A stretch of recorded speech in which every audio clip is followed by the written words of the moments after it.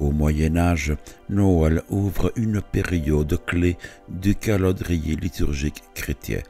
Cette période, dite des 12 jours, va du 25 décembre au 6 janvier, jour de l'Épiphanie.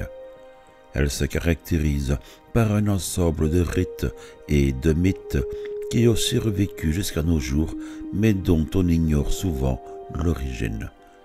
La fête de Noël, telle que nous la connaissons aujourd'hui, apparaît donc comme une manifestation d'une fusion de coutumes préexistantes qui trouvent leur fondement dans les rites antiques, mais dont les principaux éléments semblent fixés par la mythologie chrétienne de la période médiévale.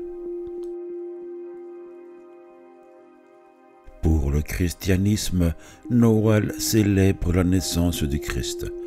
Le 25 décembre a été reconnu fort tardivement comme le jour anniversaire de la naissance de Jésus. En effet, selon les époques et les diverses religions chrétiennes, avant d'être fixée au 25 décembre, cette date anniversaire a été placée à différents moments de l'année. Le 6 janvier, Épiphanie, le 25 mars, Annonciation, le 10 avril ou encore le 29 mai. Le théologien Clément d'Alexandrie, qui a écrit vers 200 après Jésus-Christ, mentionne certaines des dates qui ont déjà été proposées comme la date authentique de la naissance de Jésus-Christ. Les nativités printanières étaient les plus populaires, avec de nombreuses dates en mars, en avril ou en mai. Le 25 décembre n'est pas mentionné. L'Église n'a fixé cette date qu'au IVe siècle de notre ère. La commémoration de la naissance du Christ, le 25 décembre, résulte de contraintes à la fois saisonnières et mythologiques imposées par les croyances païennes antérieures au christianisme.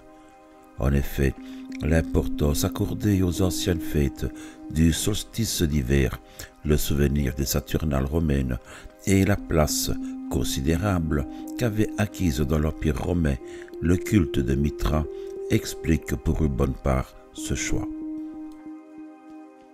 Ces pratiques ne pouvaient que préparer le subtil syncrétisme mis en œuvre par les chrétiens pour assimiler la naissance de Jésus au retour de l'astre solaire.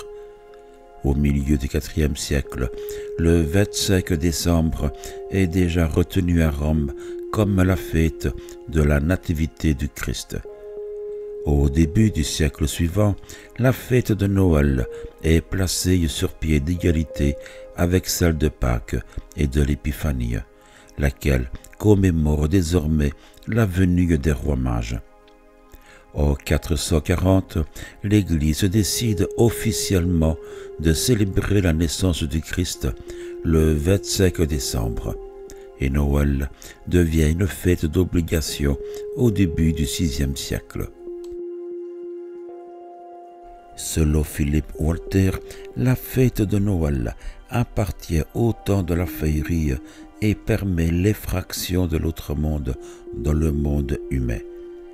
Noël valorise les forces de la nuit ainsi que les puissances du mystère et du merveilleux.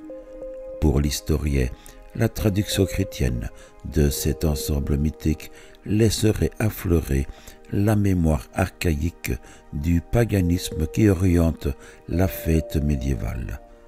À ce titre, le repas de Noël s'associe au motif du repas des fées, bien connu grâce à certains textes médiévaux ainsi qu'à certains contes folkloriques.